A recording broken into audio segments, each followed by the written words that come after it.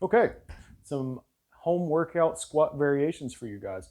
Lower body workouts, generally pretty easy. Body weight is often a lot of times enough for a really good workout. Now, let's go over squat basics.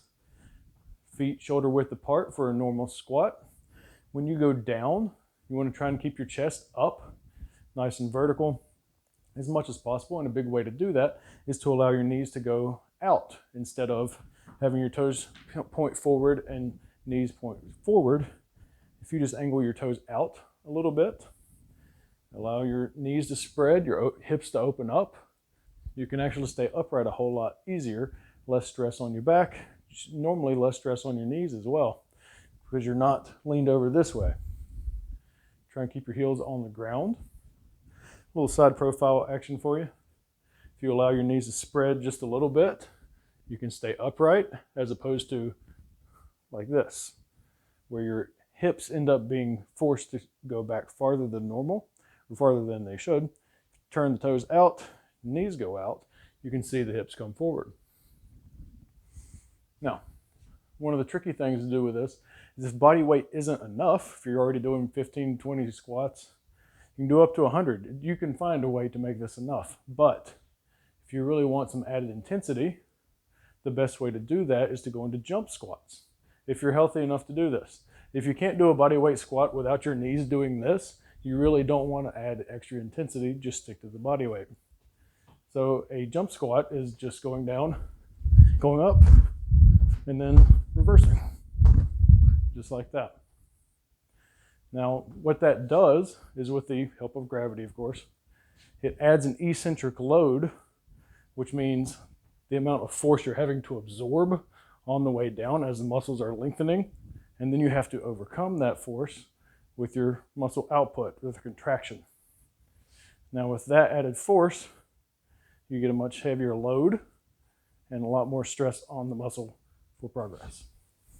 Another really good variation for squatting in general is an overhead squat. Now, if you have a broomstick, you can add a backpack or something to each side of it, or a bag of anything, and still create a load with this. But one of the difficult things is these are slick.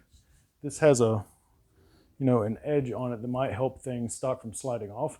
But a lot of times bags will slide towards the middle, throw off the balance. And if the load is enough for your relative strength and stability, it can throw you off and bad things can happen.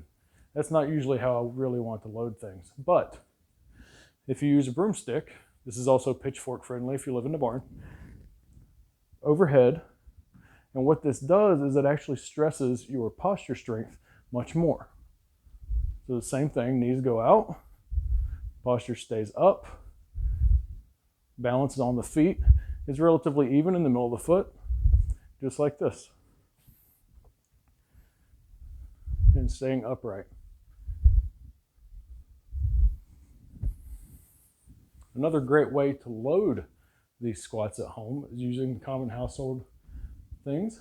You'll see in a lot of my other videos, I use the backpack really often. If you want to do a more upright front squat style squat, you can put it on the front.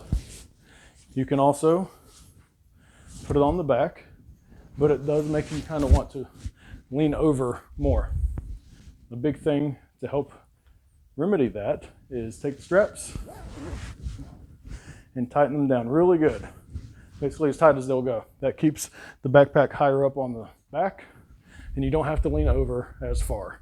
You can double up if you want. It'll get a little bit crowded, make things kind of awkward posture-wise, but it will work.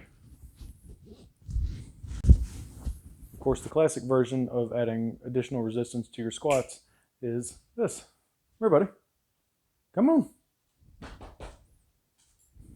If you get a good underhand grip under the shoulder of the pup, secure around the hips of the puppy, arch back, knees out,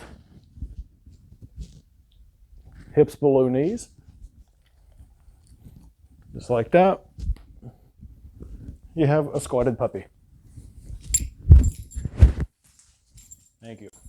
The next really big exercises we can do with just body weight that really get some great results, especially at home with no weight, are lunges and split squats.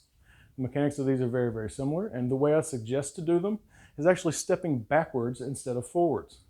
With the forward variation, you get a nice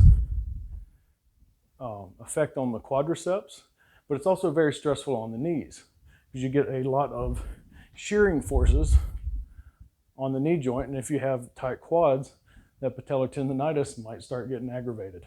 So the way I recommend to do this is having a good horizontal base for balance and stepping backwards, just like that. The front leg, you want to get the hip below the knee to try and break parallel. Stepping back and out for good balance. Keeping the torso up, not bent over like this, but stepping back and out for good balance. Now, side lunges, a little bit more tricky. They also are not generally as fun, but keeping your posture up, same thing here. Trying to keep the foot balanced and squat down. Just like that. And you switch sides.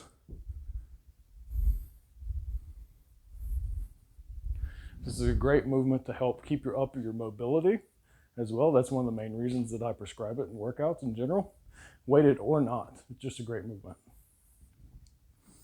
Now, this next one is a rear foot elevated split squat. Similar mechanics to a lunge, but what we're going to do, I wonder if this couch is just going to kill me because I've got shoes on, but I'll do it for you guys. You still want a good horizontal base.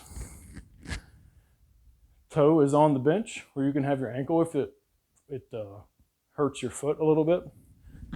Front foot is out. Knee's not going to go past the toe on the front foot. Just keep stress off the knees. Hip goes below the knee and down. Now if you tightrope walk, which just means your back foot is in line with your front foot, you're going to have balance issues. So if you have issue on that or lunges with the balance, most of the time it's because you're not wide enough in your base. If you have it good and wide, you'll have plenty of balance. So if you have any questions on that, just let me know. Take care.